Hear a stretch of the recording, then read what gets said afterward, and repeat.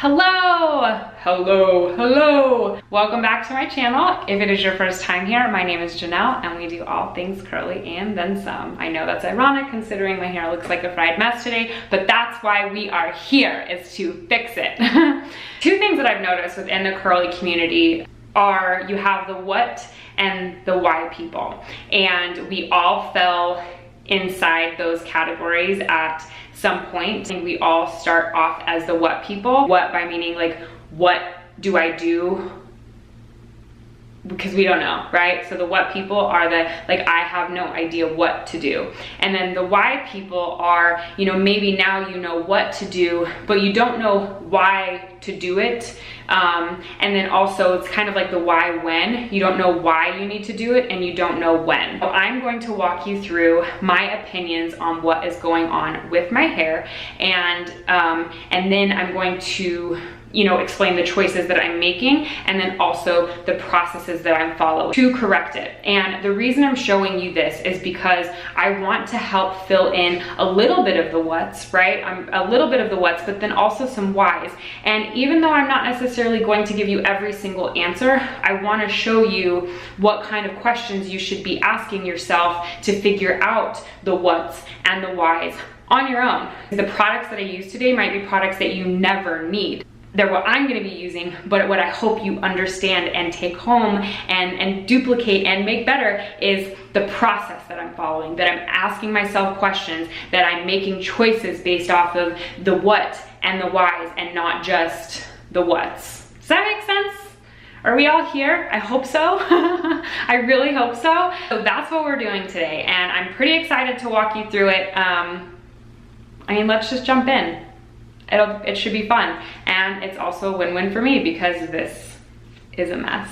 So really quick before we get jumped into that, if you have not already slammed that subscribe button, go hit that subscribe button and turn on those post notifications so you don't miss anything. You do have to select how often you want to be notified, so hit that bell, select the regular notifications or whatever you want, do you, but turn them on.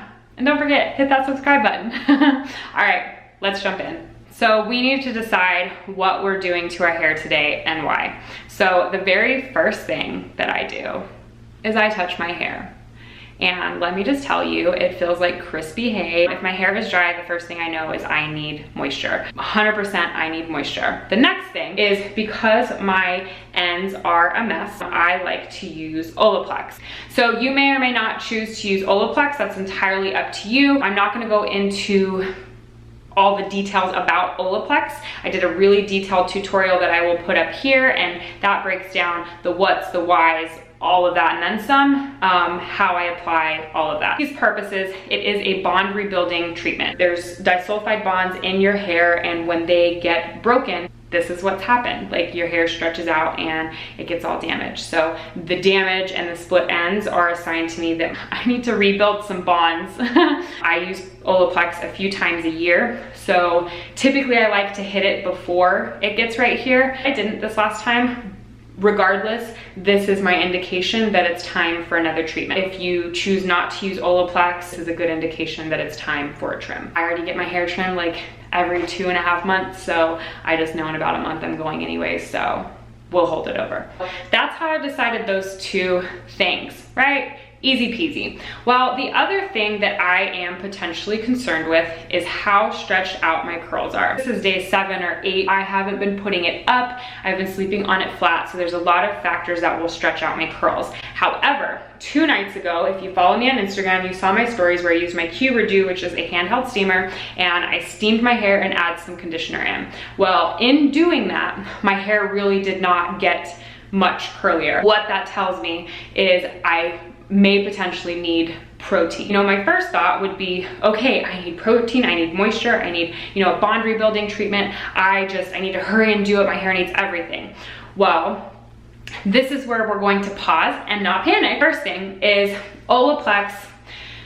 Apparently Olaplex doesn't have a protein. I'm not a scientist, so I don't quite get it, but Olaplex doesn't technically have protein, but it has aloe, and aloe can act like a protein for certain people. So in my opinion, I, in my head, would just treat Olaplex like it has protein to be cautious. And then also with Olaplex, I like to rinse my hair. I like to rinse it really, really good and, you know, loosen any potential debris up. And then I like to apply the treatment, and then I like to shampoo and then follow with a deep conditioner. So I already know I'm going to apply Olaplex, and I know Olaplex potentially has some protein in it, and my hair, that might be all my hair needs.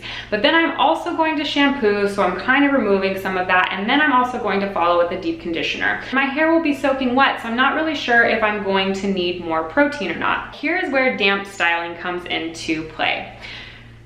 I'm going to apply a protein-free leave-in while I'm still in the shower, like I do usually. And I'm going to do this because if I need extra hydration because my hair is so dry, that hydration is in. But then I'm going to air dry, and about 50% of the way, I'm going to be able to look at my hair and decide, does my hair look like it's popping up?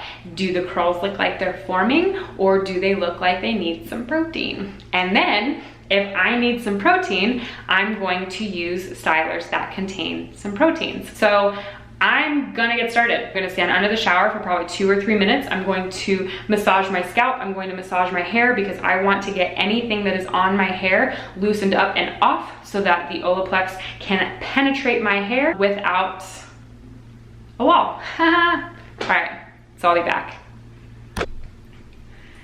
Something I really dislike is putting clothes on right out of the shower. Like literally, like, ooh, makes my skin crawl. Anyone else? Let me know.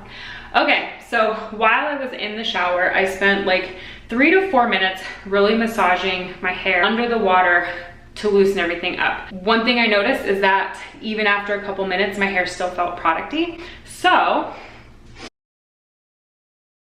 I went ahead and cleansed. I used the Bounce Curl Clarifying Shampoo. So one of the things with Olaplex is it does need to be applied to build up free hair. So now is the Olaplex 3.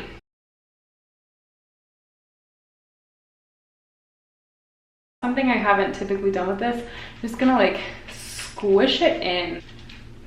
Make sure it really gets in there.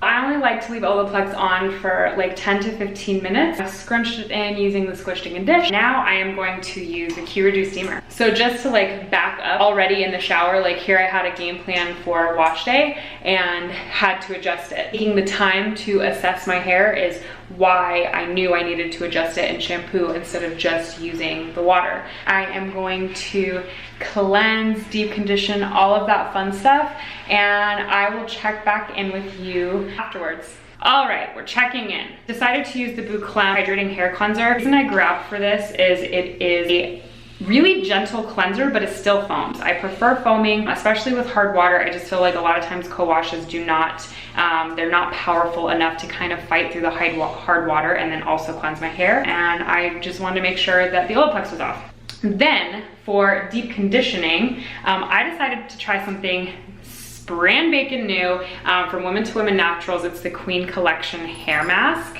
So the first ingredient is water, and then the next is shea butter, and then the next is castor oil. One of the things about shea butter, I use it here and there. I really like the results on my hair, but I can't use it all the time. I can use it when my hair is really in a pinch. If I use it too often, it tends to weigh down my low porosity hair. So knowing that, I made sure when I rinsed it completely out. And I rinsed even for an extra minute or two than I typically would, just to ensure that it was all out. You know, I don't know what is going on with my hair at this point, right? It's wet. I can only go off of how it feels. So one thing I noticed with how it feels, there is a little bit of a heaviness, so I'm not going to want to be heavy-handed even after rinsing. But then I did also notice that it still didn't feel mushy like seaweed, which is a good indication that you can still take on some moisture when your hair is wet. Instead of going for the Women to Women Naturals Gorgeous Collection leave-in that has protein, I decided to still continue the Cachos Brazil Rio Mist. I apply my leave-ins in the shower. You can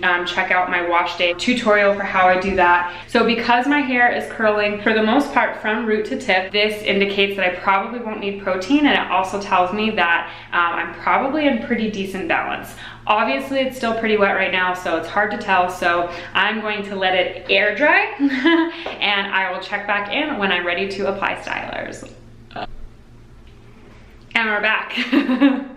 My hair is probably about 50% dry. Here's a look around. So I don't think it looks like it needs anything. So I'm not going to rock the boat and apply protein. I'm actually going to try the Aussie Instant Freeze Gel. I have so many curl friends on Instagram that have been using and loving this. So I just grabbed some to try. And one of the ways, just to back up, that I know my hair doesn't really need protein is it is curling for the most part from root to tip. So like here's an example kind of.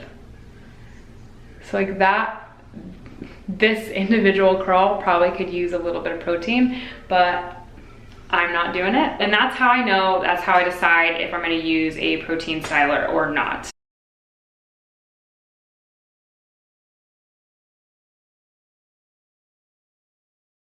I am pretty excited to see how this turns out. So there you go. Everything that I can possibly do to control this wash day has been done. I'm gonna come back and check in with you so that we can see if all of the steps and the checking in with my hair, taking the time to assess what it needs, was worth it. So I'll see you in a little bit. Okay, bye. And we're back. And we have some pretty bomb results. The definition that I have going on, like kind of been unseen for a while. I mean, just look at all that. So just to wrap everything up, I really hope that walking you through these steps and talking you through my thought process helped give a more like clear perspective in regards to, you know, understanding the what's and the whys and why they are so important in your wash day. And if anything, they are the most important part of your wash day, because knowing those things, you know, gives you a lot more control and then, you know, also a lot more success. I hope you found value out of this video, and if you did, please slam that thumbs up button and let me know. If you didn't, or if you have some feedback, drop that down in the comments. I'd love to hear from you, and also I would love to hear what you all would like to see out of this channel. I'm always looking for inspiration and motivation to document and do the things that you want to see. Yeah. So thank you so much for joining me today. If it was your first time here, again, my name is Jannelle and we do all things curly. I can like officially say that in this video now. We can do all things curly and then some. And if you haven't already slammed that subscribe button, go hit that subscribe button. Turn on those post notifications so that you do not miss a thing. And I will see you next time. But before I say officially bye, pause. Come on, big girl. Bye! You like that, huh?